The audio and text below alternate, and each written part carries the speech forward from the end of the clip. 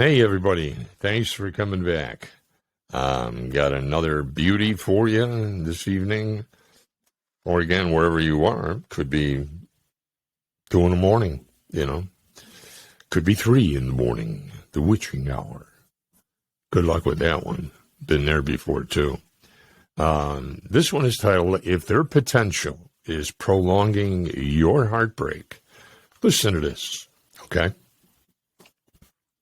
If they suddenly ghost you in a week, let's say maybe week 9, then it doesn't mean that they would have been great in week 16. What they showed you is that they had 8 good weeks in them, and one of the biggest problems of people falling for people really quickly, falling in love too fast, is because they went on a couple of great dates with the guy or the girl, and they can look at the date and go, he was amazing. She, to die for. Totally. She was like cheesecake. For me, it's cheesecake. Okay.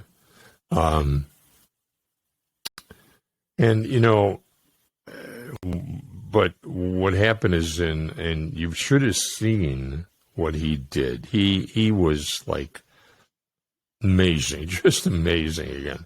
And how he was on the date, and all of that. And the thing I have to always break down is that may not have been about you. It's probably something that he wanted you to feel. Okay, because I think some guys have that kind of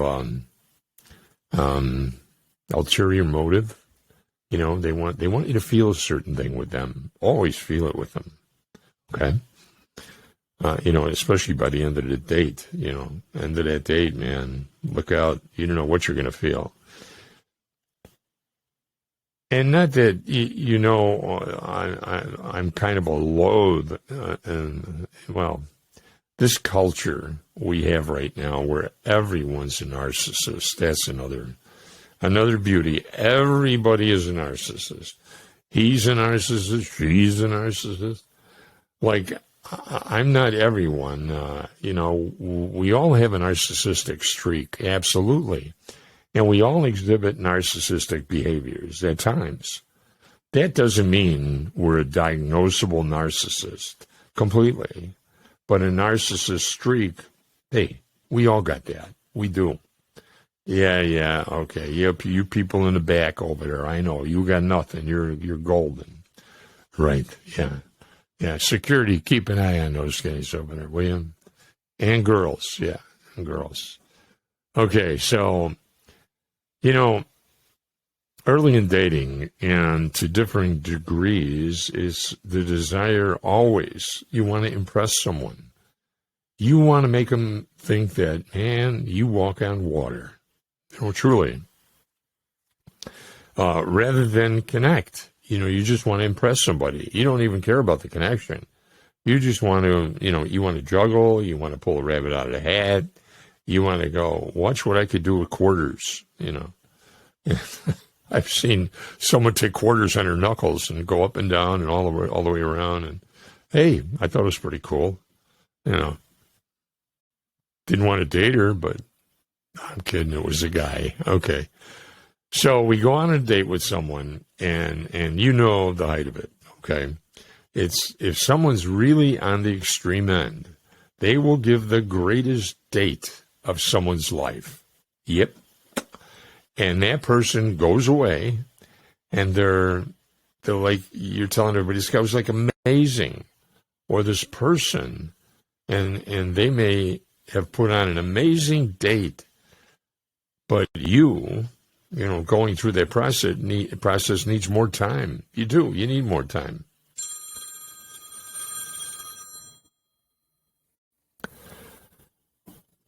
Always when you're not expecting it, huh?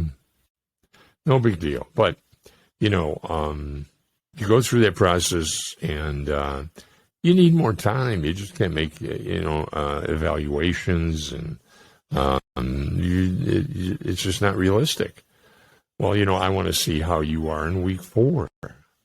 Yep. Or I want to see how you are in month 3. Yep. There you go. Oh, and until you've been there, you really don't know how great a partner is.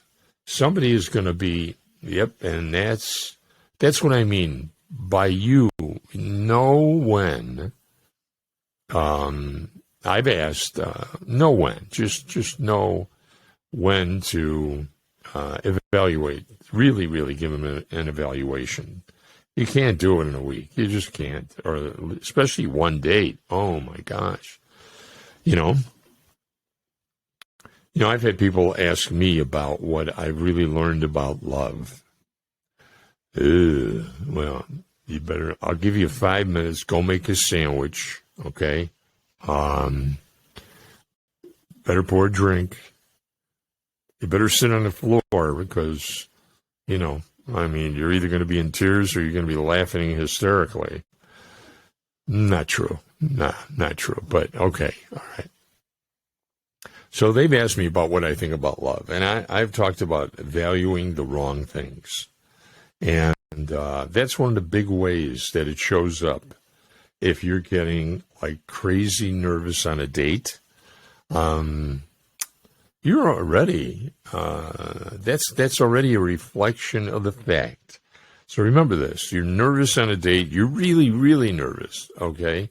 And it is a reflection that you value the wrong things that when you're going on that date. You're just valuing the wrong stuff because you're valuing this person's looks or their status or what you perceive them to be. But you can't. You're not valuing them in a relationship or in a relation to you or in relation to you, which is defined by how much they give, how they connect with you, how they relate to you, how they see you. All of that stuff is you're a zero. You shouldn't make those kinds of judgments, especially that first date. But I know if it ain't happening, you want to get out of there. You do. So how can you be nervous if you are valuing the right things? You can only be nervous if you're valuing the wrong things. Okay, that to me is the key to eliminating early nerves in early dating. And everybody has them. We all have them. Geez, being in the police department, especially in Chicago, the people I've come across, God, hundreds of thousands. You think I was a little nervous at first? Oh, yes. But you just saw me toward the end. Wow. Yeah. It was quite a different ball game, let me tell you. But anyway, that's something completely different. That's another podcast. So, it's what you got to do is you got to eliminate the nerves early in the dating. If they're there, which most likely they will be, and they are. So, I almost feel a little fatalistic about it, which is funny coming from someone who gives advice in this area. Because I do believe that we can influence situations with what we do, but we do have to have a bit of a dose of fatalism. We do. That the thing that didn't pan out wasn't the thing the person who's still great in week 8 is showing up or showing you the right things. But if they suddenly ghost you in a week, and maybe like week 9, then it doesn't mean that they would have been great in week 16. Okay? Let it go. Okay? Bottom line, if they dump you in 8, 12, 14, 16, same thing. They weren't worth it. Okay? But oh my gosh, I know I've heard it before, but they were the one. Oh my gosh. They were the one, man. You don't realize. And I don't know what I need. Closure, I think that's what they're looking for. You have closure. That's what you got. When they didn't show up and they didn't come back and they didn't call you, or they really didn't care too much about you, or you got to start leveraging them to get a date out of them or to lure them back into the web. Bad juju, man. Don't do that, because that's not the one. That's not the one for you. So, the action that they showed you was closure. What they showed you is they had 8 good weeks in them, and that was it. You got them. You got the 8 weeks. So now, give yourself a couple of slaps and, get back on the road, or realize what you might have had sometime in your life and blew it. But now you're a better person. Now you're smarter, okay? So, it's kind of the same you say when you're going to, you're watching a ball game or you're just following sports, football perhaps, okay? Because I know a lot of ladies out there, they love their football, boy, okay? So as you'd say in sports, like I was just thinking about sports while you were saying that, it's the idea of like a player may have a good season in him or her, and then that player may have had 10 good seasons in them or her. And sometimes we have these players where we're like, oh, she's going to be the next star, or he's going to be the next star. And then all of a sudden, they don't give you that in the next season, in the sporting event, whatever it is. So we get closure by just going, all right, well, they had potential, but they didn't make it. But you're right. In life and love, it's a lot harder to have that mentality of like, they gave me 8 good weeks, but they didn't make it. Why?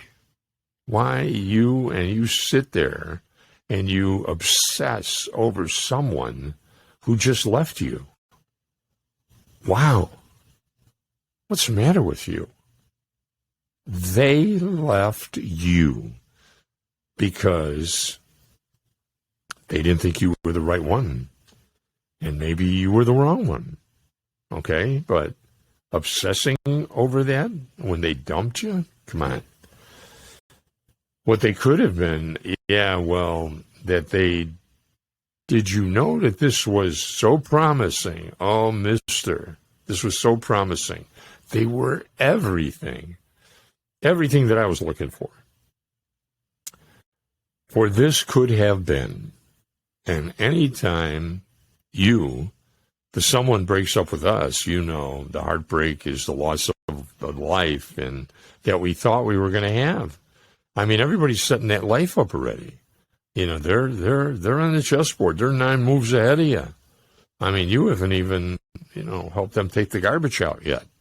And you're still ordering DoorDash and maybe an Uber once in a while so they could go home. Cabs, you don't really do it anymore. I used to use cabs. Wait a minute. Wrong podcast. Okay. All right. The heartbreak is the loss of the life we thought we were going to have. Okay. With someone, this is what it could have been. This is what it should have been. That's right. Because I said so, this is what it should have been. Yeah, my answer to that would have been, if it should have been and could have been, then it would have been. You're grieving over something that was not it by definition. It wasn't meant to happen because it didn't happen. Yep, it didn't happen. So this idea that it was supposed to or it should have is a myth. It's science fiction. Yep, but I feel like in relationships, we have this fantasy mind going on that's already written the script Oh my God, how many people have already written the script? And I mean, they're at the publishers. They got a launcher, a thermos, because it's cold where the publisher is. Not where I am, of course. No, it's got to be like 115. But anyway, they're sitting on a lawn chair waiting for the publisher to open it, and they've already written the book and the trilogy. Okay, 1, 2, and 3 before the second date is over. Come on. Oh. And so it's almost like relationships seem to be like the one area of our life where we write decades into the future. And we can't help ourselves because we almost think that it's almost like you're living. What you're saying is you are living off the fantasy, not even of the reality that's in front of you. And so even when you're out on a date with them, you're not even there because you're in the fantasy land right there. I mean, they're talking about something else probably. Hey, you know what? I had this bout with diarrhea. It was killing me, you know? Is it I had a bout with diarrhea or is it I had a bout with diarrhea? I don't know. Well, whatever. And what do you think it is? Okay? And here you are in fantasy land. They're telling you they got a medical thing going on, and you're building a castle. You know, you put a down payment on the plot of land, and you got Home Depot making a delivery, and oh my gosh, man, what is wrong with some of these people? In so many ways, everything that you are, your expertise and mindfulness and everything you've learned there is so important in dating. Because in dating, you have to be on the date. You're on mindful dating. It's like beyond the date. You don't be on date 2. Drag your ass back to date 1. It's not 5 or 10. Okay. Oh my gosh. But really you're on date, like sometimes people are on 32, date 32. Holy cow. 32? Wow. I wonder if your clothes even fit on date 32. You're really just, your mind and your body got to be on that first date or second date at least, And when people don't do that, that's where they start constructing a fantasy of where this relationship is going, a fantasy of who this person is. They know 5%, I mean, not even 5% of someone. And they've built the other 95 out of extrapolation. Yep. Oh, he was really sweet. Oh, my gosh. Oh, he was really, really sweet. Oh, gosh, did I tell you I think he's really good with kids? Well, geez, how do you know that? Oh, I don't know. Sometimes you can tell. I seem to be running into a lot of those people, a lot of people that have zero experience with things, and but it's their intuition, boys and girls, and maybe they should be playing a lottery or going to Vegas, roll the dice in Vegas if you get that going on. He's an amazing family man. Another one that I hear a lot. Amazing family man, yeah. Wow. What does he do? Play like board games with relatives? Gets everybody out for board games? Well, I really don't know because it's like my first date. Oh, baby. And, we've all had the experience of meeting someone who was incredibly charming. Oh, man. Butter melts in their mouth. Oh, for sure. And they're fun to be around. Oh, wow. They like to go here, and they like to go there. Did you go there? No, but we talked about it. Okay. You know, when you went out with the same kind of guy some other time, it's like we've been on a date with that guy before. And you come home and you go, he was so great. You know, I loved him to bits. He was. And he really charmed you. And then 6 months later, that person has really lost their shine. Yep. Because they're flake. They're just flaky. They got stuff going on.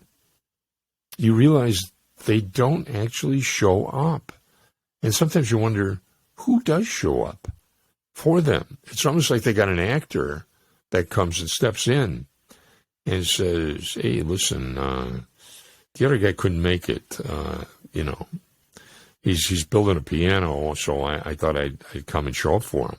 Because that's what it almost seems like. Sometimes people get very wishy-washy and they flip-flop, and you don't know who you're sitting there with, you know? So, and they're not even there when you need them, you know?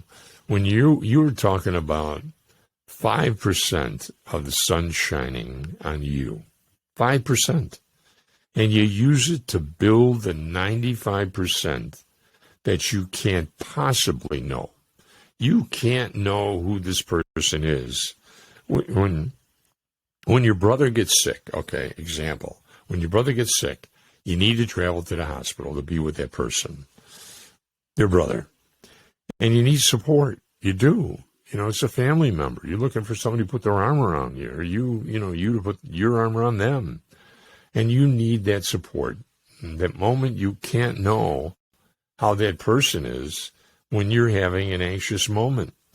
And you need someone to show you that love and compassion. You do. Towards you. And this anxiety that you can't seem to control. And, because we all have that anxiety when stuff like that happens. We're basket cases. And what you really need is a loving teammate. You need a partner, okay, to be there with you. And not to judge, which happens a lot. People find the most inopportune times to judge you, Not that there is an opportune time, but you know what I mean. And, you can't know what this person is like in year 3 of a relationship when you know you need to make a shift in your sex life. Let's talk about that. Because it feels like that part has become stale. Oh. Not good, girls. Oh, let me say, ladies, women. When you lose that ability to be satisfied, to satisfy,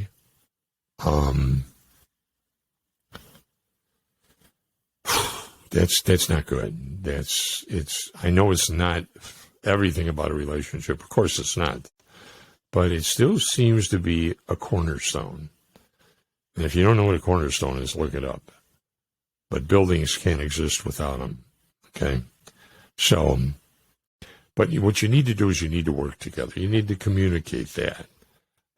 If they haven't ghosted you by that time, you want to figure out, maybe you don't know what kind of person this is. And like in those stages, thinking that you have all the answers because you've been on 10, 15 dates with this person and I wish I could find a way to describe that feeling that I hear in someone's voice when they tell me about, I had a wonderful, wonderful time. Oh, So is it a fallacy or a fantasy? Here are 3 signs, okay? 3. You're struggling with a lack of purpose, right? Number 1, you feel pressure to know what you want to do with the rest of your life. You're feeling like some kind of pressure about that. What is that? Where's that coming from? Number 2, ladies and gentlemen, number 2, you've lost interest in your own life. No, not good. And you feel like you're disconnected because you lost interest in you. How could you do that? And number 3, you don't know what your skills are, or you feel like you lack them. Okay, you just don't even know what your skill set is anymore. Who am I? Because you're not with the right person. Man, geez. I mean, do they make you laugh? Do they make you want more? Do you have a bad moment?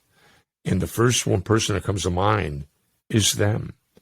And you think, oh, if they could just talk to me. If they could just talk me down or talk me up. Or I'm so afraid. If somebody had that comforting way about them to put me at ease, gosh, what I would give for that. Yeah.